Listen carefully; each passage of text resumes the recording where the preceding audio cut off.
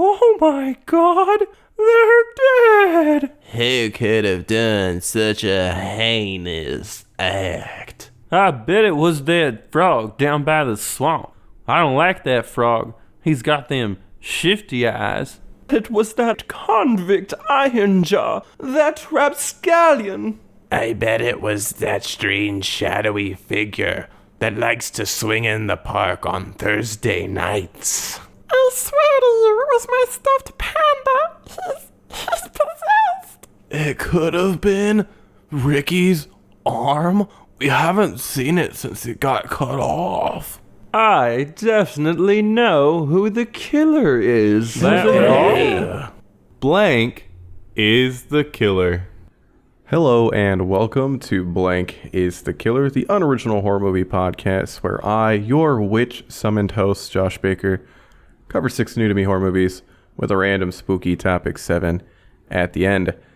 I decided to go all witch crazy for this episode, which includes action witches, ordinary witches, and cursed witches. Hop on a broomstick and follow me into the clouds as I yell about some horror movies so you can hear me as we zoom along. Number 1, The Witch, Part 1, Subversion, 2020, directed by Hoon-jung Park. A young girl escapes being experimented on. She ends up on a farm and takes the name Ko Ja-yoon. She lays low, but goes on a reality TV show after her parents fall on hard times. Her mom is struggling with Alzheimer's and her dad's cattle are losing value. Ko Ja-yoon is also dying and needs a bone marrow transplant, so she's looking for her biological parents. People from her past hunt her down. One group is trying to kill her. She bests them. Another group captures her. She's given a temporary cure and asked to join the group. The cure allows her to use her powers to their full extent. Ko Ja-yoon then kills everyone. She baited them into revealing themselves and healing her. She gives her mom some of the medicine she found and seeks out the sister of the head scientist that made her the way she is. An experimental organization and some of their subjects are the killers. Some of the subjects go on to kill seemingly innocent people. For example, they kill an old scientist who had some part in the experiments, but they also killed his family. I know. Perfect revenge, gotta kill the family, and you definitely gotta kill them first so scientist man sees their corpses before he dies. I understand revenge and all, but the family was technically innocent. I'm not putting Ko Ja-yoon on the list. She didn't kill any random family members and had to, pet warning, kill all those dogs. What? Yeah, when she was a kid, her and the other experiment children were baptized by violence. In one flashback, a bunch of German shepherds are released on Ko Ja-yoon, and she had to kill them all to survive. It's not all that graphic. The Witch Part 1, Subversion. For simplicity's sake, I'll just call it Subversion. I could refer to it as The Witch, but I think that would cause confusion. I saw The Witch in theaters, or I'd include it on this episode. Short review of Robert Eggers' The Witch, or VVH. It's great. The only thing I didn't like about that movie was human form Black Phillip. I wish it was just implied that the goat was talking. Much creepier. Check out That Witch if you haven't. Now on to talking about Subversion. Subversion is a well-made movie. Its plot is something I've seen a million times. It kind of feels like Korean X-Men. I mean, Ko Ja-yoon even ends up talking to someone in a wheelchair at the end who may or may not be wearing a wig. You could easily take the same exact plot, change some names, and boom, you got a Wolverine movie. Subversion is much better than Wolverine Origins, there's no doubt about that. I've just seen the character who's been given superpowers due to inhumane experiments taking revenge plot a bunch of times. Now, Subversion does tell the story incredibly well. Before seeing the movie, I watched one trailer that made it look like it belonged in the Underworld series. By the time I was able to watch it, the trailer was pretty fuzzy in my mind. I'd say that at least 2/3 of Subversion are spent making you care about Ko Ja-yoon and her family. You think she's an amnesiac with hidden potential. She must not remember stuff. If she did, why the hell would she give away her position by doing magic on a reality TV show? She needs to find bone marrow donors to survive, I guess. Subversion is a slow movie leading up to the action. That's not a bad thing. The twist that Ko Ji-yoon planned everything from choosing her adoptive parents to baiting the organization into revealing themselves and healing her is fantastic. Da Mi Kim played Ko Ji-yoon. She's great. She starts off as this timid girl until the reveal when she makes the switch to full-on psycho. Woo Sik Choi of Parasite fame played one of the other enhanced kids. Well, he doesn't play the young kid version, but you get what I mean. He's credited as male English-speaking witch on IMDb, which reminds me, some characters in the movie randomly say lines in English. This never felt natural and my brain hated it. When I'm focusing on subtitles, then someone says a quick snippet in English, then goes right back to speaking in Korean. I'd usually miss what was in English. My brain didn't have enough time to switch modes. I might just be an idiot though, we all know that. The kids are called witches and Ko Ji-yoon is the most OP one. Here's abilities she's shown to have: super intelligence, being able to sense people from far away, telekinesis, teleportation, super strength, super speed, fast healing, insane spatial awareness. I'll explain the last one. She's able to land headshots on a bunch of goons in a room without even looking at them. That's probably not even everything, but Ko Ji-yoon is OP. She dispatches the other witches with ease. All she needed was a little brain blast juice. No, I haven't seen Limitless. Technically, the brain blast juice just allows Ko Ji-yoon to use the full extent of her powers without her brain exploding. It doesn't give her new powers. The action in Subversion is shot well with effects work that's good enough at portraying the crazy strength of the witch characters as they brawl it out. The effects work for the fists and kicks being strong enough to break concrete aren't perfect, but they worked for me. The oomph was there, which I personally find to be the most important aspect of portraying super strength. Subversion takes its time, which might turn off some viewers, but I found the journey to be worth the climax. Consider checking out The Witch Part 1 Subversion if you're looking for a good take on an old story. This may turn into a trilogy, which I'm here for. Number 2, The Witches, 1990, directed by Nicolas Roeg. A kid named Luke stays with his grandma after his parents die in a car accident. They go to England and stay at a hotel. Turns out, witches are having a convention there. The Grand High Witch has made a potion that turns the drinker into a mouse. A kid named Bruno is transformed. Luke sees all of this. Luke is eventually caught and turned into a mouse. With a little help from his grandma, Luke obtains a vial of the potion and puts it in the witch's soup. The witches turn into mice and are exterminated. A witch that was betrayed by the others turns Luke back into a boy. A car crash and the witches are the killers. I haven't read Roald Dahl's book, The Witches, which this is based on. Turns out Luke stays a mouse in the book and is happy about it since he only wants to burden his grandma with watching him. And due to the short lifespan of mice, they'll both die around the same time. That's bleak. I see why they changed the downer ending for the movie. Roald Dahl was pissed about the change. The original ending is unarguably more impactful.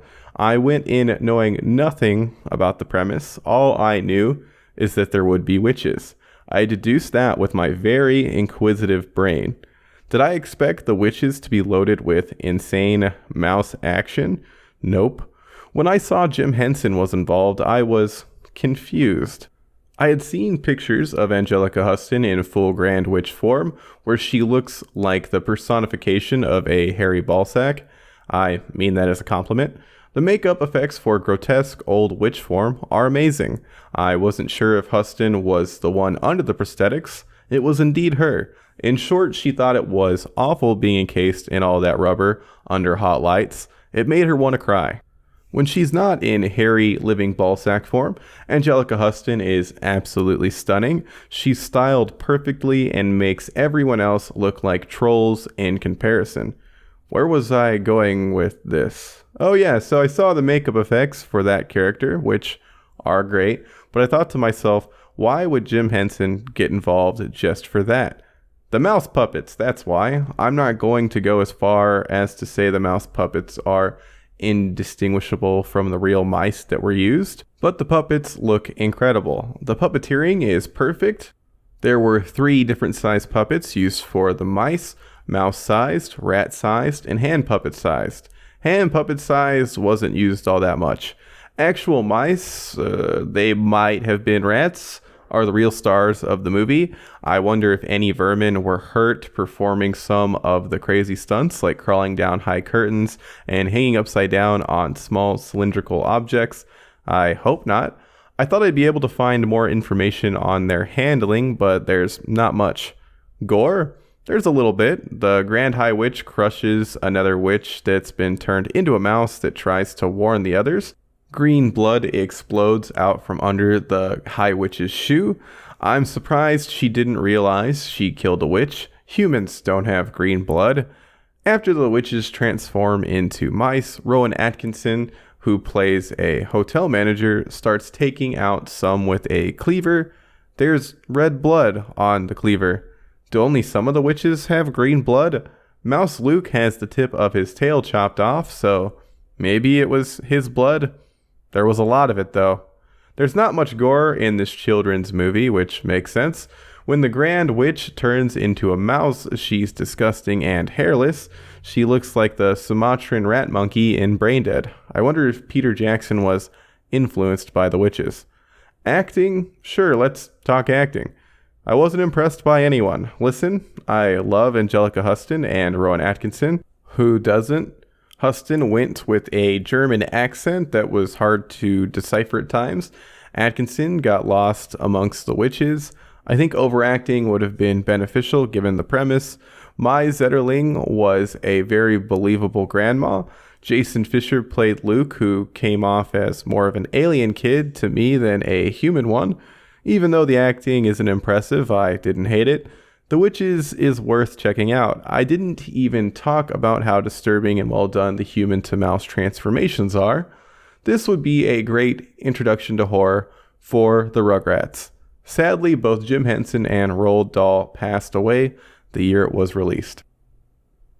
Number 3, The Witches of Eastwick, 1987, directed by George Miller. Cher, Susan Sarandon, and Michelle Pfeiffer end up summoning the devil, Jack Nicholson, to Eastwick. They all get along in a polyamorous relationship until the town dogs on the ladies too much. The ladies abandon Jack after he kills a woman who dunked on them. Turns out the ladies are pregnant.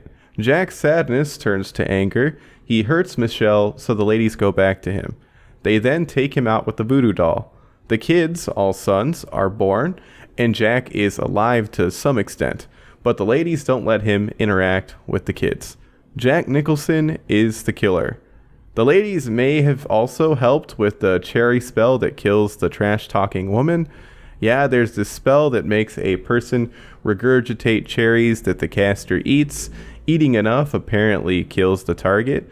The ladies didn't know the spell was happening, so I'm going to stick with blaming Jack. I'm surprised there's only one person killed in the movie. The Witches of Eastwick starts off with Susan Sarandon being sexually assaulted in front of a classroom of band kids. I was sure that her and her friends would kill or at least maim the violator with some kind of hex. I didn't know that George Miller, Mr. Mad Max himself, directed this until after watching it. This was his first Hollywood feature, and it seems like Hollywood tried to make everything difficult for him. They even considered firing the guy until Jack Nicholson threatened to walk off. Character names? Nah. When you have this many famous people, I just see famous people. You'd think a movie with Cher, Susan Sarandon, Michelle Pfeiffer, Jack Nicholson, and the biggest star of all, Carol Struycken, who played Lurch in the Addams Family movies, would be good, right? Too much star power to fail. Turns out that's not true. Well, I guess I already knew that since movie 43. I've never actually seen that, though. I wonder if it's as bad as everyone says. It would probably be an interesting drunk watch. The Witches of Eastwick is boring most of the time. It includes fun stuff like when the ladies and Jackie are hanging out, learning magic, and partying. I feel like the movie has a really bare-bones plot, so it's puzzling why it was decided to make it a 2-hour affair. Ladies with magic summon the devil. The devil makes them stronger. Devil isn't actually a good dude. Ladies turn on the devil. I've seen this movie a few times. One of the most interesting interpretations I've seen of it was Belladonna of Sadness. Don't get me wrong, I don't think Eastwick Witches is a bad movie. It just has too much meandering. When stuff is actually happening, it's a delight. Jack Nicholson played Jack Nicholson as perfectly as he always does. Susie was shy, then outgoing. Michelle was great as a mom of a million kids. Cher is Cher. Everyone is great, but the standout performance for me came from Veronica Cartwright, who played Felicia, the Christian lady that talked mad smack about the ladies. She's unhinged and fantastic. She's been acting for some time. She was in The Birds and Alien. Felicia's demise is strangely abrupt. You see her throw up a bunch of cherry goop. Then we cut to the trio of ladies who let us know she died. She's killed off way too early and off screen. You heard me right, she's killed off screen. I didn't even have time to say bye, Felicia.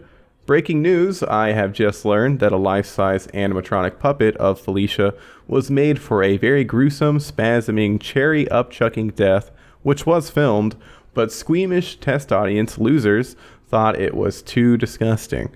Since that didn't make the cut, there's not a ton of gore in Eastwick. Felicia falls down some stairs and breaks a leg, which looks gnarly. Michelle has some cuts. There's a little blood splatter as the devil messes with her. That's really all the gore I can remember. I didn't expect Jack Nicholson to turn into a giant monster at the end. Jack the Giant looks fantastically insane and really helped wake me up at the tail end of the movie.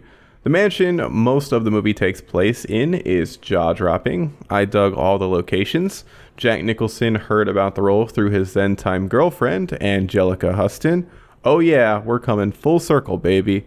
Huston was recently-ish interviewed by Vulture. I highly recommend reading that piece. Apparently, Bill Murray was going to play the devil originally. I think Jack was the right fit. I almost forgot that at one point in Eastwick, Cher ends up in a bed overflowing with snakes. I guess the devil conjuring some snakes during your sleepy time is better than him straight up cutting up your insides, a la what he does to Michelle. Maybe you can even count the snakes to help you sleep. I don't think they'll be able to jump over a little picket fence though. The Witches of Eastwick doesn't lack interesting sequences, but as a whole, it'll put you right to sleep. I had high hopes, but I have to tell you to skip this one. Dumbass Hollywood should have let George Miller have more freedom, and the test audience that didn't like the cherry barf death extravaganza needs to be banned from ever watching a movie again. Number 4, Practical Magic, 1998, directed by Griffin, Dunne. Sandra Bullock and Nicole Kidman are witch sisters. A past relative started a curse that makes anyone a family member falls in love with die. Sandra wishes for a perfect man.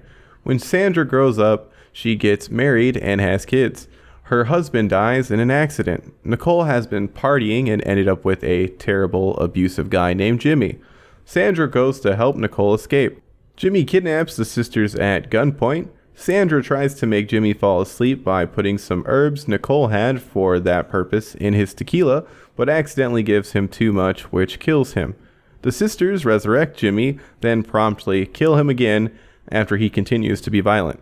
A detective named Gary comes looking for Jimmy. The sisters lie to him. Eventually, Sandra falls in love with Gary, who closes the case after killing Jimmy's spirit, which was exorcised from Nicole. A curse that causes accidental death to loved ones is the killer. Sandra and Nicole aren't killers since they killed Jimmy in self-defense. They didn't think the police would side with them since they used poison to kill the horrible, horrible man. I don't remember Sandra Bullock and Nicole Kidman's character names. I could easily look them up, but while watching the movie, all I saw were the actors. No, I didn't believe they were sisters. They look nothing alike. That doesn't matter though. I have a weakness for Sandra Bullock. That's definitely why I didn't hate Bird Box as much as I probably should have. I just like her, okay? She seems nice. I went to the Alamo Drafthouse some time ago when you could still go to a movie theater. During a pre-show, I learned that Nicole Kidman was a BMX whiz kid. I wish I never learned that, since now I'm disappointed whenever she doesn't do some sick extreme trick whenever I see her in a movie. I know you can do some whoa worthy stunts, Nicole. Stop holding out on me. At least give me a kickflip. You can write a kickflip into any movie if you try hard enough. And then the T-800 did a sick-ass kickflip into the molten vat and seamlessly transitioned into a submerging thumbs up. Practical magic is the name of the movie. I'd say a good 99% of the magic showcased is not practical. Bringing an abusive ex that held you at gunpoint back to life, performing a banishing spell with a bunch of PTA moms, cursing generations to lose their loved ones because one guy stood you up. None of that sounds very practical to me. Sandra did use magic to stir her beverage. Now that's practical. For some reason, I had it in my head that the whole plot of this movie was as follows. Two witch sisters both fall in love with the same man. That's not what happens at all. No idea why I thought that was the case. There's a lot of dancing in practical magic. One outbreak of dance is brought on by porch liquor. The sisters' aunts randomly find a bottle of tequila on the porch, which turns into an impromptu margarita midnight. Sure, Jimmy's vengeful spirit left it there, but you can't say no to porch liquor. I'm normally in bed by midnight these days, but am interested in partaking in a midnight margarita myself in the near future. The performances in Practical Magic are great. Everyone's having a good time. Sandra Bullock plays the quirky character she always does. Nicole Kidman plays the rebel who's also vulnerable. Goran Visenjic was a spot-on super creep as Jimmy. Aidan Quinn plays Gary, the perfect wish man, and I don't get it. I'd get a refund on that wish, girl. His acting is fine, I guess, but he didn't wow me. It seems like not that much time passes between Sandra's husband dying to her falling in love with Gary. Her kids are instantly cool with a new dad figure. I thought that was pretty weird. Dad's is the same, I suppose. Gore, the sisters cut their palms multiple times for blood oaths. No, the cuts don't sell. I wasn't really expecting any gore in this movie. When the husband is killed by a truck, the impact doesn't sell at all either. Sandra's husband was really unimportant though, so who cares, I guess. Practical magic is a fun time. The only time I was annoyed by the movie was when Faith Hill's This Kiss was randomly blasted at a volume way louder than anything before or after it. You're going to listen to Faith, and you're going to like it, darn it. Check out Practical Magic if you're looking for a goofy, fun witch movie with a lot of heart. I almost forgot to mention that the witch's house has a neat spiral staircase. There are multiple amazing shots that capture the scale of it. Also, they really should have tied up Jimmy before bringing him back to life, just in case he was still violent. Number 5, Villains, 2019, directed by Dan Berk and Robert Olsen. A young couple, Mickey and Jules, rob a gas station. While fleeing the scene of the crime, they run out of gas. Jules spots a house. They enter the house and stumble upon a kid locked up in the basement. The homeowners, George and Gloria, show up. Mickey holds them at gunpoint, and Jules demands that they are given the kid. The kid bites Mickey, allowing George to get the upper hand and capture the young couple. Hijinks ensue. Towards the end, George and Gloria believe Mickey and Jules escaped, but they're hiding in the house. They free the kid and get in George's car. George is outside the garage door.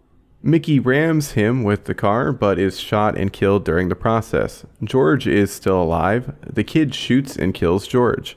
Jules and the kid then leave Gloria with George's body and start selling seashells on the beach. George and Gloria are the killers. It's heavily alluded that the couple killed others in the past. Villains has some pretty big names in it. Bill Skarsgård plays Mickey.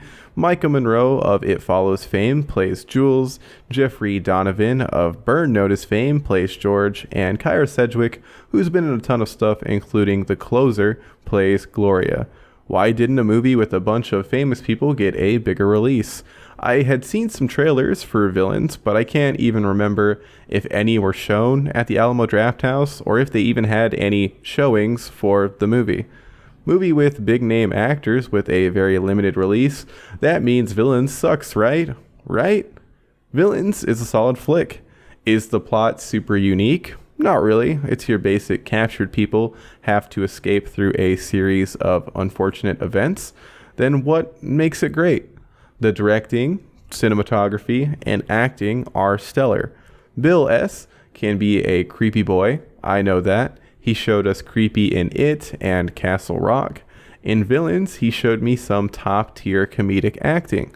Not only him, Micah's comedic performance and timing are equally as fantastic. I didn't think Micah was anything special in It Follows, but she, along with Bill, shine as Jules and Mickey. While watching the beginning of the movie, I kept thinking to myself how much less I'd be enjoying my viewing if the actors were changed. There are so many lines of dialogue that would fall completely flat without perfect delivery. Bill S. and Micah's mannerisms and movements really show an understanding of comedic acting that I haven't seen in a majority of modern comedies. That's not to sell Donovan and Sedgwick short. They also give hilarious performances. Donovan made me laugh just by saying, "Shepherd's pie." Most modern-day blockbuster comedies forget about visual gags and physical comedy and lean heavily on people delivering jokes in a standard manner. Villains is full of characters with weird tics and interesting camera movement. All the characters stand out in their own unique way. This is the second movie I've seen from Dan Berk and Robert Olsen. They also did Body, which, like Villains, took a simple plot and made it fun. I'll definitely check out anything they write and direct in the future. The acting and camera work are amazing. How's the gore? I always gotta bring that up, right? It's great. There isn't a ton, but the gunshots, ripped out tongue stud, and face to concrete related injuries all look perfect. The production design is also delightful. George and Gloria's home has a vintage aesthetic. Every room looks unique. It just warms my heart to see so much love put into all aspects of a movie. Villains is a highly entertaining thriller that's definitely worth checking out. I hope this isn't Skarsgård and Micah's last brush with comedy. They have the chops. Aw crap, there weren't any witches in this one.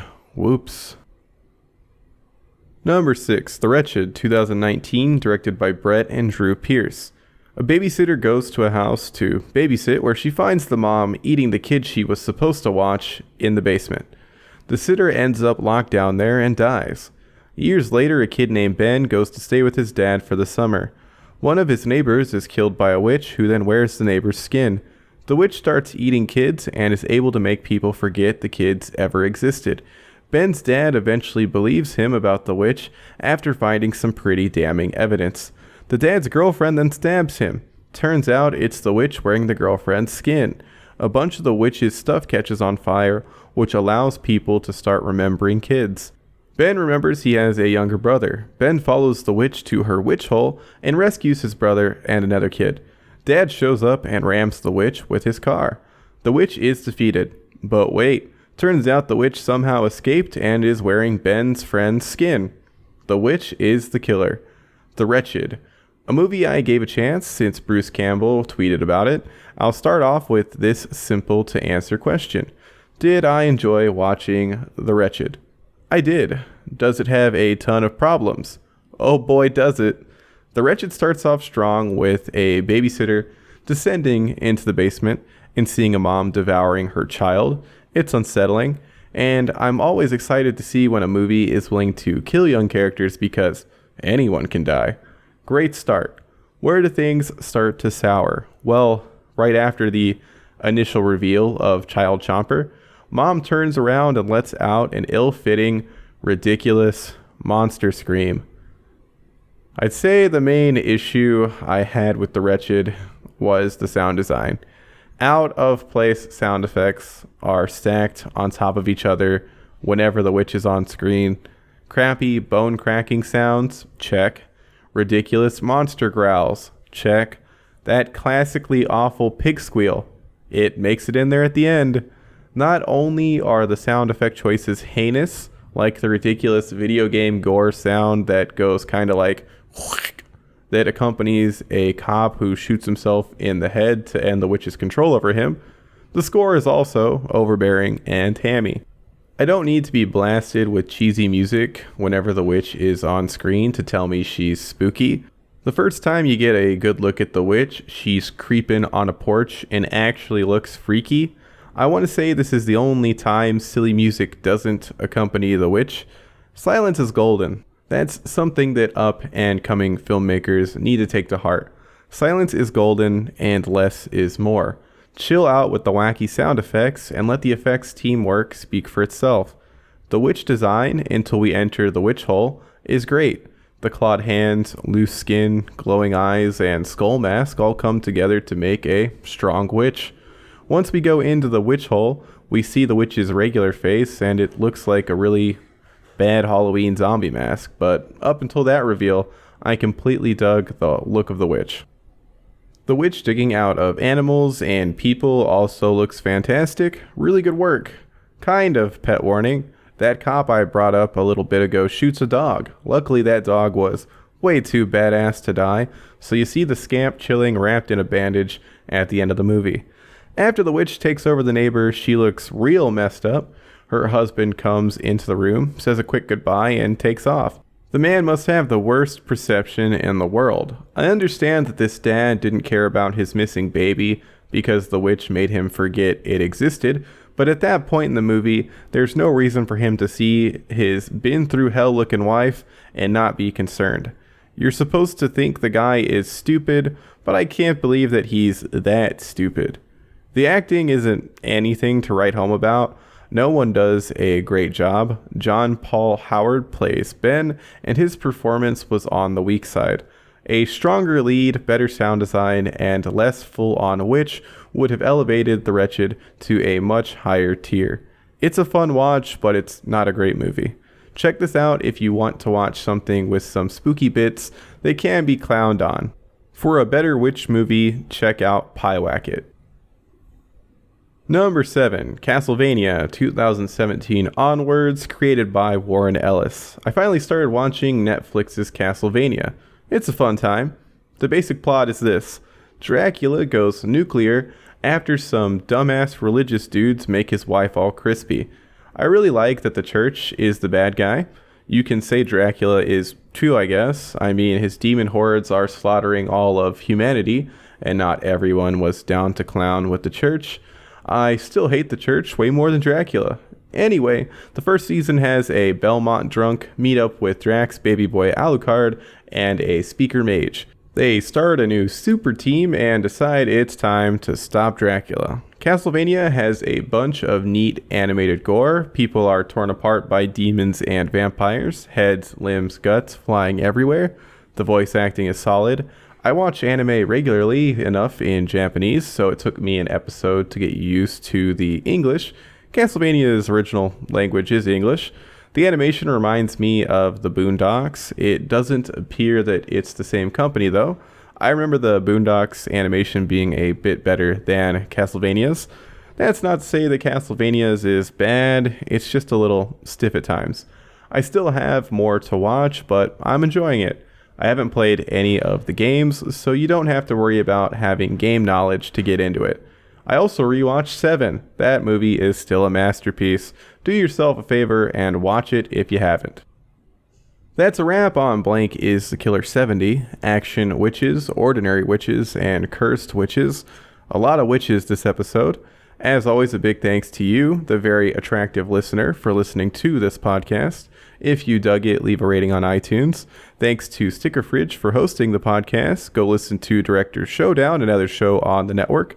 The next episode of Blank is the Killer will be out on May 17th.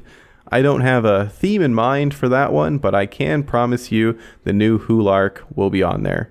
Until then, don't bring anyone back to life. It's not worth it. They are just going to come back even suckier than they were before.